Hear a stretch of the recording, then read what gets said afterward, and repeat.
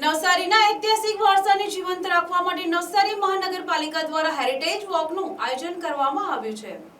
વિશ્વ વિખ્યાત જમશેદજી ટાટા અને જીજીભોઈના જન્મસ્થળથી શરૂઆત થશે।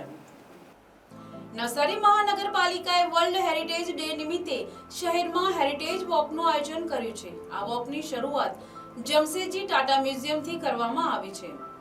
આ મ્યુઝિયમ ભારતીય ઉદ્યોગ જગતના પિતામહ જમશેદજી નુસ્વરંગજી ટાટાની સ્મૃતિમાં સ્થાપિત કરવામાં આવ્યું છે। મ્યુઝિયમમાં જમશેદજી ટાટાના જીવનના મહત્વપૂર્ણ પ્રસંગો દર્શાવવામાં આવ્યા છે। તેમણે ભારતીય સ્ટીલ ઉદ્યોગના વિકાસમાં મોટું યોગદાન આપ્યું છે। શિક્ષણ અને આરોગ્ય ક્ષેત્રે પણ તેમનું પ્રદાન નોંધપાત્ર રહ્યું છે। મ્યુઝિયમમાં મુલાકાતીઓ જમશેદજી ટાટાના અંગત વપરાશની વસ્તુઓ જોઈ શકે છે। ઐતિહાસિક નકશાઓ અને દુર્લભ દસ્તાવેજો પણ પ્રદર્શિત કરવામાં આવ્યા છે।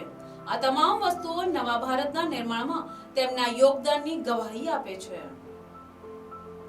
નવસારી મહાનગરપાલિકા આંતરરાષ્ટ્રીય મ્યુઝિયમ દિવસની ઉજવણી અનોખી રીતે કરી રહી છે। 17 અને 18 મે દરમિયાન શહેરમાં હેરિટેજ વોકનું આયોજન કરવામાં આવ્યું છે।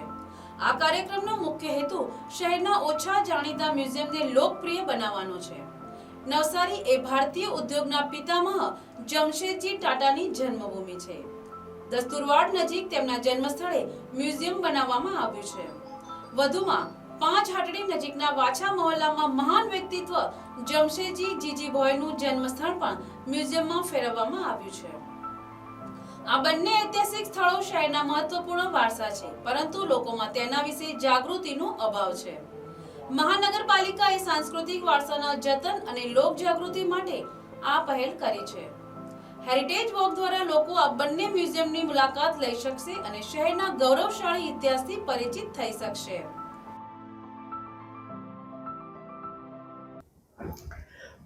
નવસારી નગરી એ પારસી નગરી તરીકે જાણીતી છે અને નવસારીમાં જન્મેલા અનેક પારસીઓ જે મહાન વિભૂતિ થઈ ગયા તેના પૂર્વજોના મકાનો આજે પણ નવસારીની અંદર મોજૂદ છે। તે પૈકી સર જમશેદજી જીજીબાઈનું મકાન નવસારીના વાછા મોહલ્લા જૂના થાના વિસ્તારમાં આવેલું છે અને જમશેદજી જીજીબાઈ આ જમશેદજી ટાટાનો જન્મસ્થળ એ દસ્તુરવાડ ટાટા સ્કૂલ નજીક આવેલું છે। એ બંને મકાનને મ્યુઝિયમ તરીકે ફેરવવામાં આવેલા છે।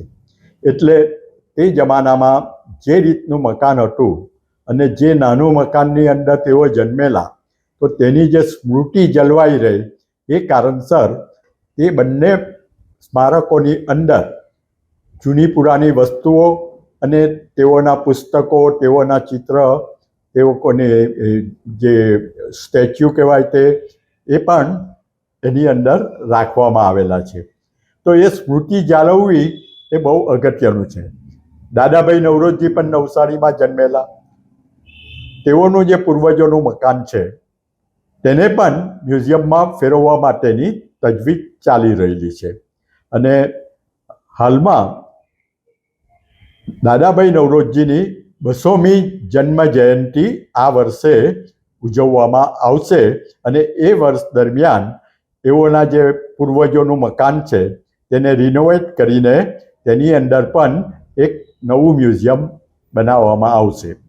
મહાનગરપાલિકા કાળજી લઈ અને આ રીતના જે કાર્યક્રમો ગોઠવે તે આવકાર્ય છે, કારણ કે સમય જતાં લોકો આ બધી જે સંસ્થાઓ કે વ્યક્તિ હોય તેને ભૂલી જતી હોય છે, પરંતુ તેઓને યાદ રાખવા માટે તેઓના સ્મારક કે મ્યુઝિયમ જળવાઈ રહે તો એ એક શહેરનું નજરાણું બની રહે અને શહેરની ધરોહર બની રહે। તો નગરપાલિકા આની અંદર પહેલ કરે છે એ સારી વાત છે।